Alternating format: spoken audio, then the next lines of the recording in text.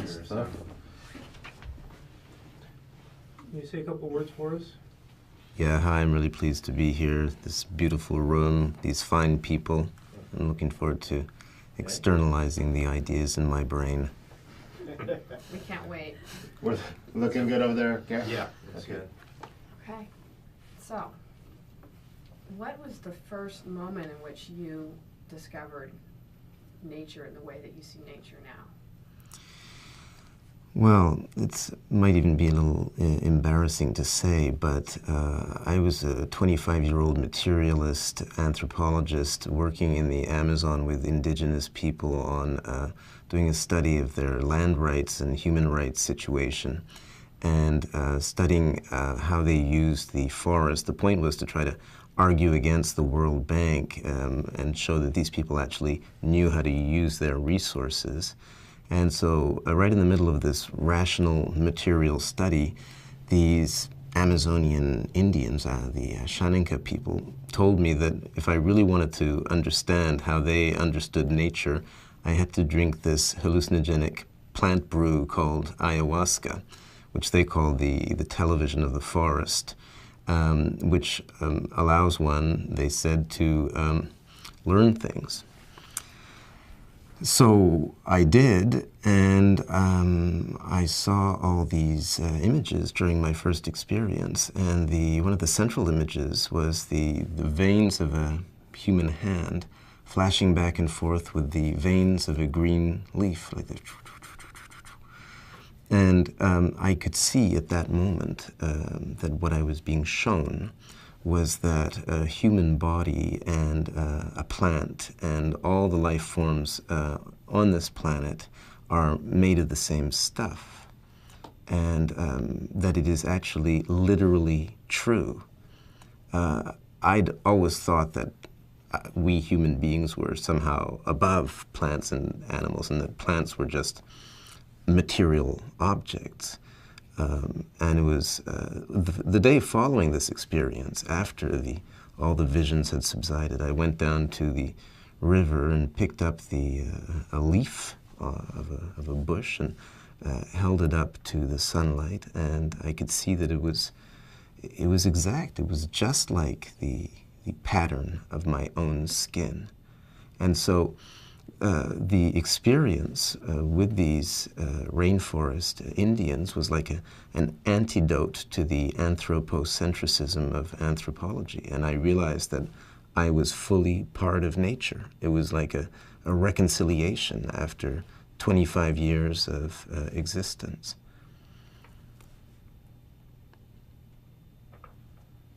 What about nature do we not understand, other than that we're united? What did you discover about nature that we need to know about? Well, what I started looking into about 5 years ago was the idea proposed by indigenous people that plants and animals have intelligence like us. Now, intelligence has been thought to be one of the qualities that separates humans from all the other species.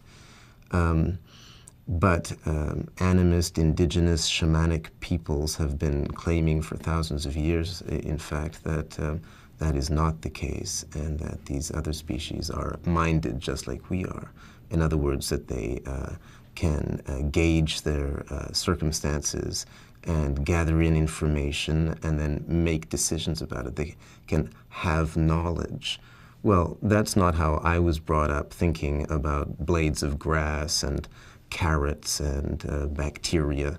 You know, the Western point of view until recently has been that other life forms are like automata. It's just mechanisms and instincts, and there's no mind there. There's no one home. That's the point of view. Well, by looking into current scientific research of what actually goes on inside a bee's brain when it is in a circumstance where it has to make decisions, it turns out that, animals, even simple cells, even the cells inside our own bodies, make correct decisions and it's testable. You can even put an organism like a single-celled slime mold into a maze. And this is a research conducted by some Japanese scientists recently. And, well, the single cell can compute the shortest path between two food sources placed at the entrance and at the exit of the maze and get it right. So, yeah, there's somebody home. Just how it works is still rather mysterious, but all these blades of grass that we're walking around, all these trees that we're standing next to, well, they're as smart as us in their own way.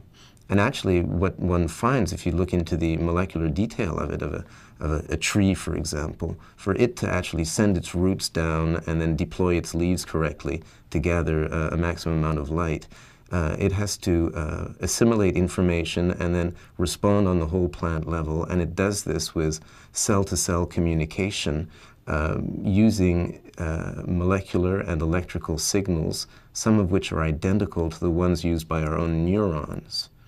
So plants may not have brains, but they act like them.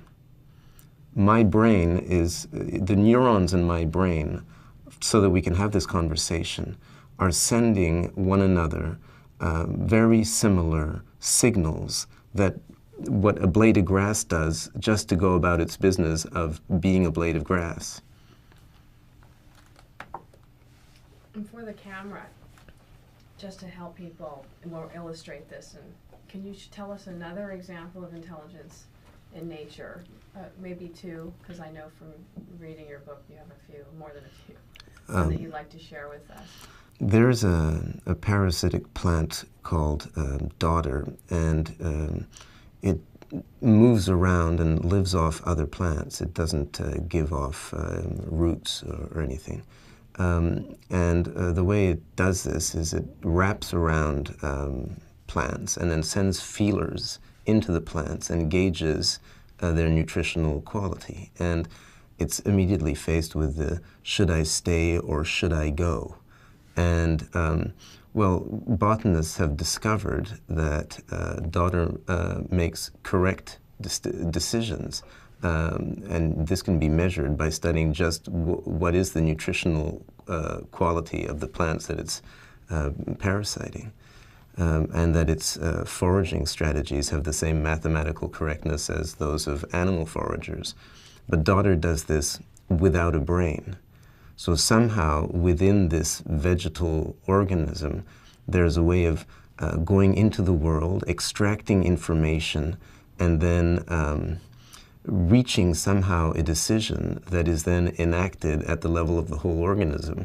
Well, this is what you and I do on a daily basis, and we happen to have brains inside our skulls where our computations are somewhat accelerated and souped up. I mean, clearly having a brain helps to accelerate decision making, but you can reach correct decisions without a brain. That's the good news. And to push on that, again, any more elaboration on how natural intelligence and human intelligence, to help people understand that having a brain, the mysterious intelligence. Then there is the fact that we, with our big brains, still do not understand very much about our big brains. Just what goes on inside our skulls. While the 3 pounds of gelatinous matter containing all these neurons does its thing is not known. How human intelligence and decision-making functions is a very mysterious thing. The whole question of consciousness, when you open your eyes and see a film-like image, somehow this three-dimensional color image is being generated inside your skull by this mysterious gelatinous matter that's your brain. You know, if you think about it, you take a 3-pound bunch of Jell-O and somehow imagine that in there is a film that seems like it's outside. You know, this is the mystery of consciousness, and it is not known how the Jell-O generates the film. And you know, clearly there are creatures very similar to us, like chimpanzees, and they also have skulls like we do, containing brains like our own, and clearly they also see films like we do. There's not just human jelly that generates the film. Whether brainless animals like a single-celled slime mold or a daughter plant also have films, I don't think anybody knows at this point. Bees, I am convinced, see films. Bees are very good at going into the world, flying over fields, identifying. They go from flower to flower, always the same, not always the same flower, but on a given day, the same flower. So they can see exactly where the different flowers are, go to them, take the pollen, go home. So they're very good at seeing the outside world with a brain that contains less than 1 million neurons. That's 100,000 times smaller than our own brains. In fact, it's been demonstrated that these creatures that have brains the size of pinheads can actually handle abstract concepts. This was discovered by scientists 3 or 4 years ago.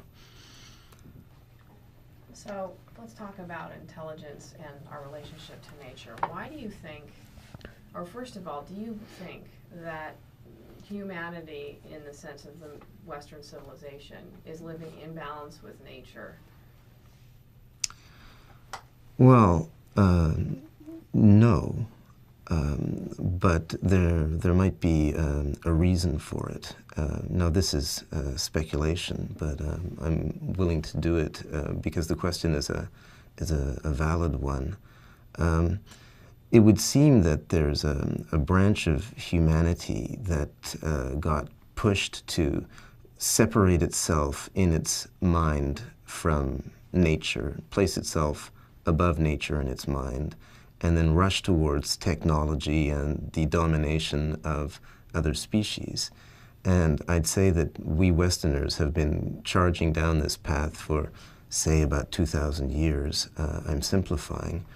And actually have been remarkably successful at gaining domination over all kinds of, well, life forms, but also matter itself. I mean, you know, chemistry is a spectacular success. So not only can we take matter apart down to atoms, we can actually make new forms of matter, synthetic matter. But this is not without problems. Each advance leads to new problems. So in Switzerland, they gained the domination of chemistry, and then they started producing DDT and insecticides and all kinds of new molecules that are actually poisoning the biosphere.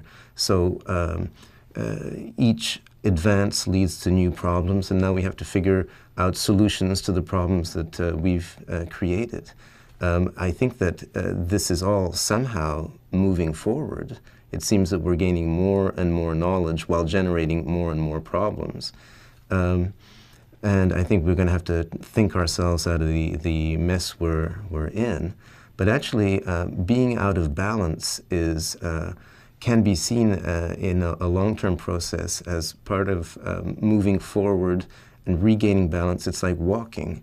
Laurie Anderson talked about how walking is falling and then catching yourself from falling. And that's how you move forward. So if you look at it in the long term, this separation that Western humans have done from nature was perhaps a necessary and painful separation that we can now catch ourselves from and go somewhere. So if we're falling forward and we're gaining balance, or at the moment we're sort of falling forward a little bit or a lot, do we have time to regain balance, in your opinion, given where we are with the levels of human demands on our biosphere? Well, I think that's a really difficult question to answer. It's like saying, you know, what is the weather going to be like in 12 days' time? I mean, no one can really be sure. And my opinion is, you know, is probably not worth very much. I happen to be an optimist.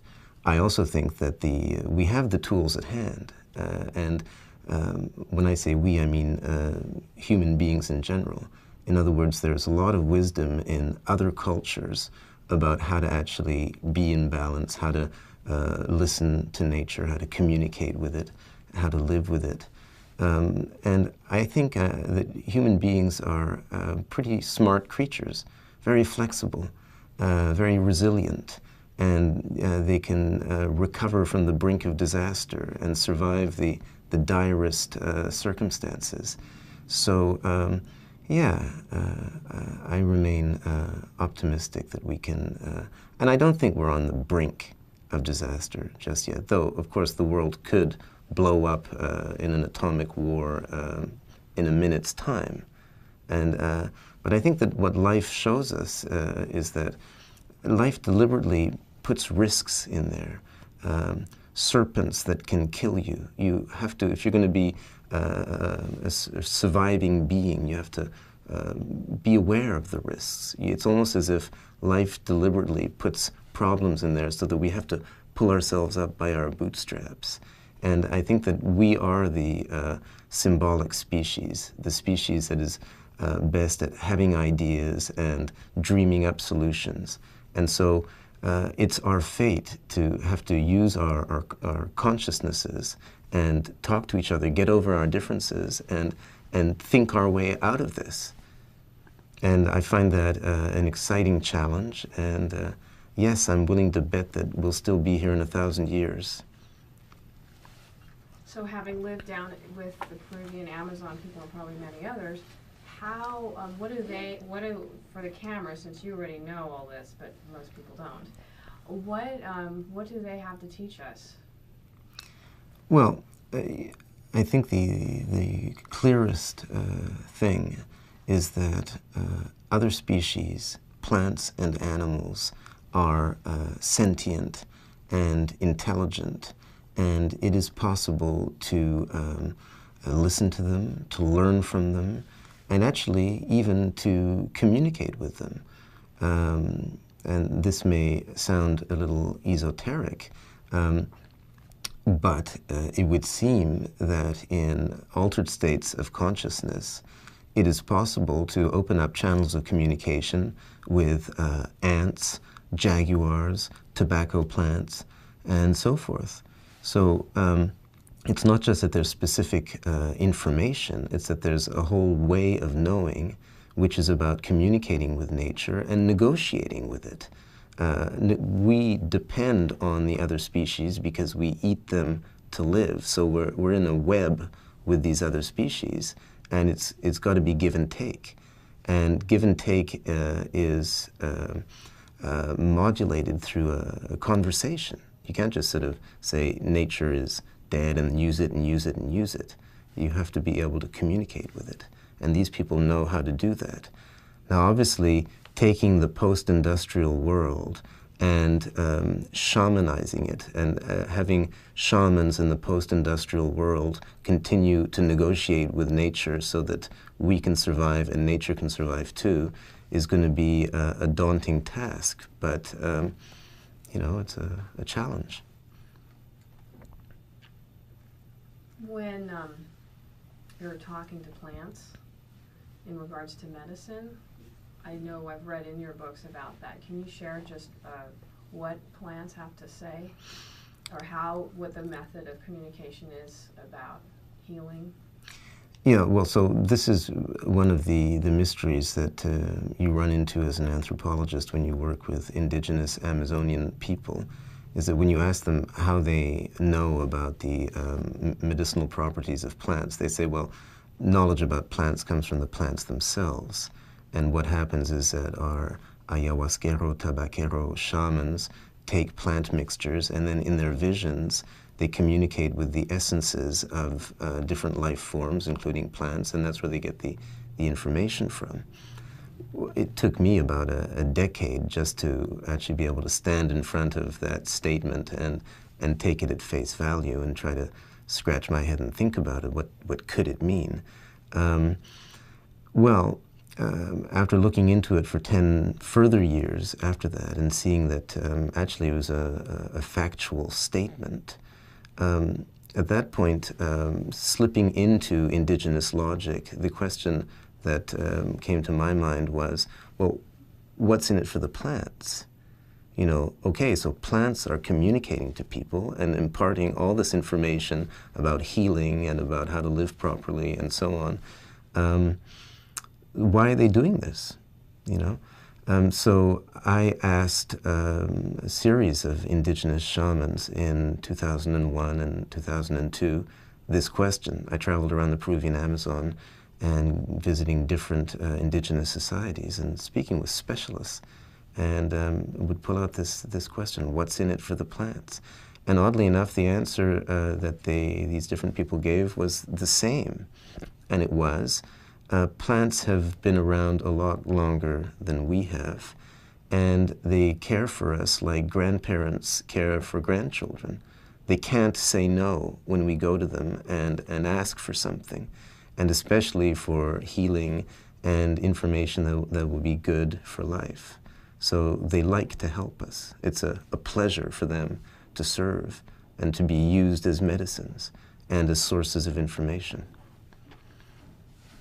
Are plants pissed off right now because they're being mined and deforested, or do they care about that? You know, that's a good question, and I haven't looked into it specifically. I mean, probably some plants are more pissed off than others, and there are differences between plants. The ayahuasca plant, which is probably the plant that is considered highest by indigenous Amazonian people, because it is considered to be the plant that communicates the most. It's considered by them to be like an international diplomat. One shaman told me the spirit of the ayahuasca plant is like an international diplomat that likes to go into situations of conflict and find solutions. So actually, it would seem that the ayahuasca plant has no problem with conflicts and problems, and actually thrives on that. That's fascinating. I want to, I guess, because I'm interested in, maybe we can use this, but about the DNA communication, just the fundamentals of how communication works with plants, and then we'll close it out with some bigger questions again. But how, what you've looked into the mechanism of communication, because a lot of people are going to say, like, how can you communicate with a plant? What do you think is the mechanism of that? Well, the mechanism of how shamans may communicate with plants in states of modified consciousness remains mysterious. I formulated a hypothesis and proposed a possible mechanism, but it's with the caveat that we don't really know what is going on inside our brains in real time right now, just for ordinary consciousness. We know even less what goes on inside our brains when we see images that do not have an objective backdrop. In other words, when we're hallucinating, how does the brain generate or receive these images is fundamentally not known. It seems to me that there, and what I've proposed in the book, The Cosmic Serpent, what establishes a unity within all forms of life is the DNA molecule. That's just an obvious statement. The DNA inside a plant is the same as the DNA inside your own neurons. The same not only at the level of the nature of the molecule, but actually in terms of long genetic sequences. I mean, half the genes in the banana's genome have equivalents in the human genome. A gene is like a paragraph of instructions. And so half the book of the banana instructions is actually the same as the human book. We really are half bananas. But meanwhile, getting back to what might be going on inside the brain of a hallucinating shaman, well, a brain is like an egg. If you break it open to see what's inside, which is how science often proceeds, then you kill it. So it's not ethical to break open the brains of people whilst they're hallucinating to look at what's going on. And DNA is deep inside neurons, and so even if you do get inside the skull, you'd have to break open the neuron and the problem would be the same again. The mechanism that I've proposed is that DNA also functions as a kind of antenna, and it picks up biophotons. These are photons generated by biological organisms, and it emits them. And it would seem that the hallucinogenic molecule contained by ayahuasca works on receptors on the outsides of neurons in a way that influences how the DNA contained in the nucleus of those neurons is organized. It unfolds, and it unfolds the part of our genomes that are repetitive. And so the repetitive parts, known as junk, become a periodic crystal at that point. DNA is an aperiodic crystal, but in its regular repeats, it becomes periodic. And periodic crystals are used for the transmission of electromagnetic waves. And photons are electromagnetic waves. And actually, the wavelength of these biophotons correspond exactly to the wavelengths of visible light, and in particular to the colors that one sees in ayahuasca hallucinations. But that's just a hypothesis, and more research is needed. Thank you for sharing that with us. I know it's a hypothesis, but I think it's really interesting. So, as you're working with people and you understand that, how do you see, have you thought of anything about change and evolution at all? How will we shamanize, our post-industrial world, or how do you think how does change get incorporated in our culture? Is it going to be through dramatic loss like Katrina and then we change, or do you think we're going to be able to take in our intelligence and make proactive steps? Well, I think that the Amazon is interesting for several reasons, one of which is that 20 years ago, at the beginning of the 1980s, the rainforest was called jungle. Indians were defined by development experts as Stone Age obstacles to progress.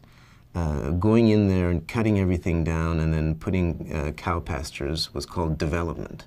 Deforestation was called development. So, and in the last 20 years, there have been enormous advances in understanding the rainforest, its indigenous inhabitants, the pertinence of their knowledge to the protection of biodiversity, indeed the importance of biodiversity and of sustainable development. The change has been extremely fast and across the board. And if you look... Sound, but that's fine. Oh yeah, so change. Are we speed? Yeah. We're back? Okay. Well, I'll just give you that thing about the Amazon. Yeah, the change and all that. The Amazon is a jungle and all that.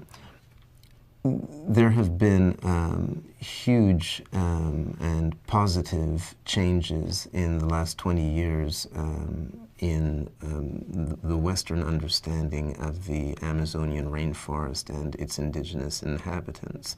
In the early 1980s, we used to say jungle. Development experts used to say that indigenous people in the Amazon were Stone Age obstacles to progress. They used to say that the way to do development was to cut all the trees down and to put cattle pastures on top.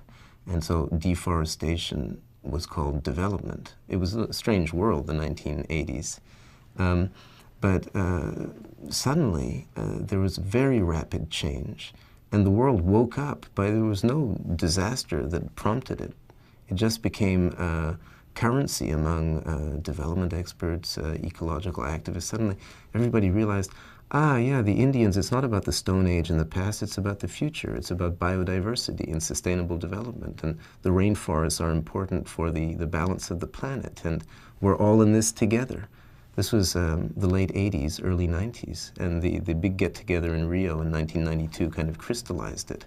And all these governments started signing biodiversity treaties and sustainable development treaties, and essentially governments of the world were saying what indigenous organizations had been saying 10 years previously.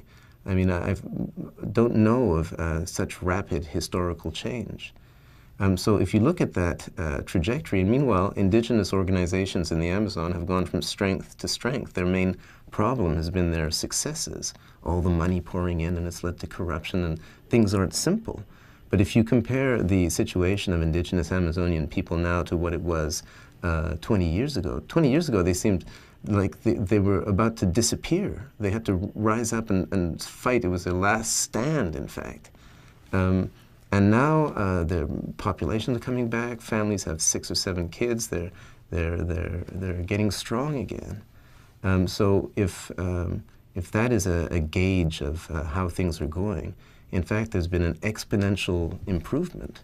And the dialogue between scientists and indigenous people, but people concerned with the environment, and there's all kinds of communication going on that didn't exist a quarter of a century ago. So let's keep it up. Do you want to say about the 11th hour? You have a comment on that? Yeah. Well, I think it's important to look at human beings in their natural context and also in the context of development. Let me do that again. I think it's important to look at human beings in the natural context and in the context of evolution. And it would seem that life on Earth has existed for 4 billion years. And there have been animals for maybe 600 million years. And mammals for maybe 60 million years. And here we are as primates. There have been primates for 10 million years. Homo are kind of bipedal folks for maybe 2 million years. But the first humans, Homo, using tools had brains 1/3 the size of our own. And our brains in the last 3.5 million years have tripled in volume. This is the fastest and biggest development of an organ in known biology. And that's been over only 200,000 biological generations, 3.5 million years. Meanwhile, we, Homo sapiens sapiens, the flat forehead, pointed chin, 1,400 cubic centimeters under the bonnet here, have only been around for 200,000 years at most, according to the fossil record and to analyses of DNA. That's barely 10,000 biological generations, which for a species is next to nothing. I mean, if you put fruit flies in a lab and let them reproduce, it only takes 15 years, you know, a fruit fly a day, and that's what it takes for 10,000 biological generations. It's really next to nothing. So we're a young species, and actually this flat forehead business, it's unlike Neanderthals who have these sunken foreheads, our frontal lobes pushed out. The frontal lobes here, which is where all the fancy calculation and planning and foresight goes on according to brain imagery. This is what occurred in us, and we've only been experiencing this kind of braininess for 10,000 biological generations. We're like in kindergarten. And so we have these amazing brains that allow us to come up with all kinds of schemes, and now we're the world's dominant predators. You know, we've replaced the dinosaurs, and we have this power over all these other species. But we've only had 10,000 biological generations to work on getting a handle on it. And actually this explosion of human power has only really occurred in the last 50,000 years and been industrialized for the last 300 years. So we're a really, really young species. In comparison, octopuses, for example, who are really efficient predators too in their own necks of the wood, in the octopus's garden, they've been around 350 million years. So they've had a lot of time to hone their skills and to work out their arrangements. So I think it's also, we're just getting started, and we're bumbling around, and we're like young kids, you know, we break things and we're not too good, and we don't know our own limits. Maybe we're in our adolescence now, and we're just starting to realize that, we've got to get our acts together and get serious and, you know, get a job and so on. And actually, I think one of the things that is spectacular is that humanity has only become aware of itself as the human race in the last couple of hundred years. Actually, that European expansion that was so painful over the last 500 years made it so that humanity became aware of itself. There are black people here, and Indians over here, and white Europeans here, but we're all the same. And actually, the similarities between Japanese people and Eskimos and Australians and so on, that we all have the same kind of blood. And despite our different skin colors, actually, we're very nearly identical genetically, precisely because we are such a young species. We haven't had time to have all that much genetic variation. It seems there's less genetic variation in the whole human race than in a band of chimpanzees in Africa, simply because chimpanzees have been around 10 million years and they've been able to accumulate these differences. So we're in the first hour. But I think the concept of the 11th hour is still okay because we've gotten so powerful, we could blow ourselves up tomorrow morning. You know, that is true. Okay, so we're doing a message in a bottle to future generations. Mm-hmm. So let's say, you know, that we get to put this on a DVD and the DVD still works 100 years, Mm-hmm. or they still have one around. What would you say to them? Well, I really don't know about that, actually. I haven't ever thought about that. Really? Mm-hmm. Well, you don't have to do it if you don't, or if you want to take a minute. To think a little bit about those guys. Or even 50 years 50 years. from today. Mm-hmm. Well, you know, actually, I wouldn't really have anything to say to people in the future. I mean, you know, it would be that they should be watching this would be proof that we more or less did a bunch of right things. So, you know, hooray for us, and you know, keep on keeping on. You know, they don't need me to. They're a smart bunch of people if they're watching this, and they don't need me to any kind of advice or anything. So, you know. Thank you. Mm-hmm.